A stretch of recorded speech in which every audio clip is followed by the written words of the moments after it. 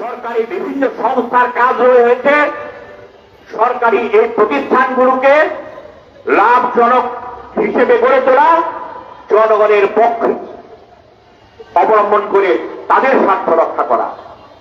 তাই যারা বাস বন্ধ করে দেওয়ার হুঁশিয়ারি দেয়, এই হুঁশিয়ারি দিয়ে আমাদের ভয় দেখিয়ে লাভ নাই। আপনারা বাস বন্ধ করে দেন, নারায়ণগঞ্জের মানুষ কিভাবে ঢাকা না আন্দোলন করে আমরা জানি, আমরা দেখব। সরকার জনগণের বিরুদ্ধে যেতে পারবে না। সরকারি সংস্থার মধ্য দিয়ে, যানবাহনের মধ্য দিয়ে আমরা সেই শূন্যতা পূরণ করব। কিভাবে সেই শূন্যতা পূরণ করতে হয়, সেইটি আদায় করতে তাও আমরা জানি। কিন্তু কোন টালবাহানার মধ্য দিয়ে ভাড়া না কমিয়ে এই জায়গায় থাকা আমরা বরদাস্ত করব না।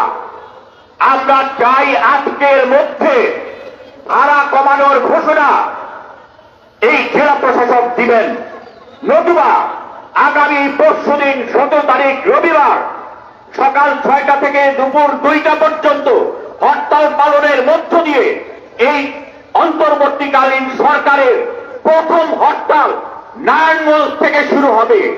আমরা সেই হরতাল সফলের মধ্য দিয়ে নারায়ণগঞ্জের মানুষের গণদাবি অধিকার আমরা আদায় করব। এবং একটা কথা সেখানে স্মরণ করিয়ে দিতে চাই সকলকে, নারায়ণগঞ্জ গডফাদার মুক্ত হয়েছে। নতুন কোন গডফাদার গজিয়ে উঠার যদি চেষ্টা করে, আমরা প্রশাসনকে বলবো আপনারা সেখানে এদের বিরুদ্ধে ব্যবস্থা নেন। আমরা নারায়ণগঞ্জের মানুষ আছি, নতুন কোন গডফাদার এখানে গড়ে উঠুক এই সুযোগ আমরা দেব না। আজকের এই